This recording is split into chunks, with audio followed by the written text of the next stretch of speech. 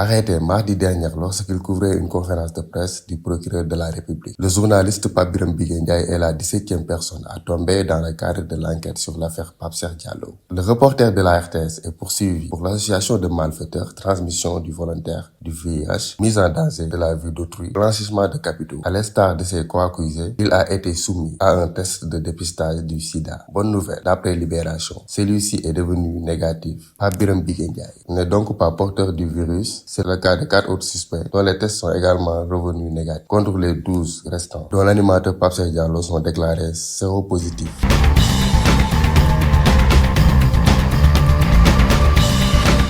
Sextape présumé, Assane Faye introuvable. Le brigade de recherche lance une traque nationale. L'affaire sextape présumée connaît un nouveau rebondissement des disparitions d'Assane activement recherché par le brigade de recherche. Selon nos informations, Assane Faye a été convoqué par la gendarmerie dans le cadre d'une enquête ouverte à la suite d'une plainte déposée par l'ancienne Miss Sénégal, Ndeye Aminata Diallo, dit Majoli, pour diffusion présumée de contenu en caractère sexuel. Mais contre toute l'attente, il ne s'est pas présenté à sa convocation depuis le demeure introuvable. Face à cette situation, les recherches ont été intensifiées. Toutes les unités, les forces de défense et de sécurité, notamment la gendarmerie et la police, ont été mobilisées afin de le localiser. Dans ce dossier, l'homme d'affaires Thierno Diop, épouse de Vénus Ndour, fils de l'actrice Youssou Ndour, a également été convoqué par les enquêteurs. Il a été entendu puis libéré et issu de son audition. Contrairement à certaines rumeurs, il n'a pas été placé en garde à vue. Une troisième personne